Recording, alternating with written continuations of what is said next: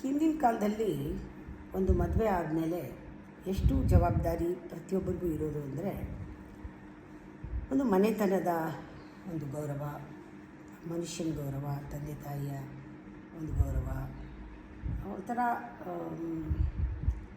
ಮರ್ಯಾದೆ ಪ್ರಶ್ನೆ ಅಂತ ಹೇಳ್ತಾರೆ. ಅದರಲ್ಲಿ ಬಂಧಿಸಿರೋದು ಅದೇನು ಕಂಫರ್ಟಬಲ್ ಆಗಿರಲಿಲ್ಲ. ಆದ್ರೂ ಜಗಳನೋ ಕದನೋ ಒಟ್ಟಿಗೆ ಇರೋರು. ನಾನು ಹೇಳೋದು, ಪ್ರಶ್ನೆ ಕೊನೆಯಲ್ಲಿ ಒಂದಲ್ಲ ಒಂದು ದಿನ ಬರೋದು ಅವ್ರಿಗೆ. ನಾನು ಕಷ್ಟನೋ ಸುಖನೋ ಒಳ್ಳೆಯದೋ ಕೆಟ್ಟದ್ದೋ ಎಲ್ಲನೂ ಜೀವನದಲ್ಲಿ ನೋಡಿದ್ದೀನಿ, ಬಹಳ ಕಲ್ತಿದ್ದೀನಿ, ನಿಭಾಯಿಸಿದ್ದೀನಿ. ನಾನು ಇಂಥವ್ರ ಜೊತೆ ಬದುಕಿದ್ದೀನಿ.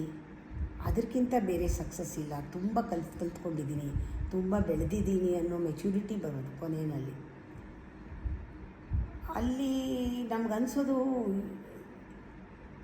ಒಬ್ಬರ ಜೊತೆ ಸರಿಯಾಗಿ ನಾವು ಇಲ್ಲದೇ ಇದ್ದರೆ ಯಾರ ಜೊತೆನೂ ಸರಿಗಿರೋಕ್ಕಾಗಲ್ಲ. ನಾವು ಒಬ್ಬರನ್ನ ಅರ್ಥ ಮಾಡ್ಕೊಳ್ಳದೆ ಜೀವನದಲ್ಲಿ ಅವ್ರ ಜೊತೆ ಇಲ್ಲದೇ ಇದ್ದರೆ ನಾವು ಏನಕ್ಕೂ ಪ್ರಯೋಜನ ಇಲ್ಲ ಆಗ್ಬಿಡ್ತೀವಿ.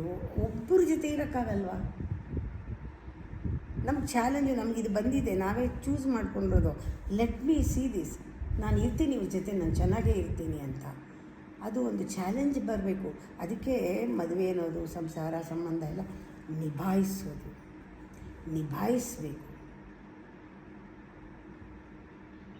ರೆಸ್ಪೆಕ್ಟ್ ಆವಾಗ, ಮರ್ಯಾದೆ ಆವಾಗ ನಮಗೆ, ನಮ್ಮ ಮೇಲೆ, ನಮ್ಮ ಜೀವನದಲ್ಲಿ ಬರುತ್ತೆ ರೆಸ್ಪೆಕ್ಟ್. ಯಾರೂ ಕೊಡೋದಲ್ಲ.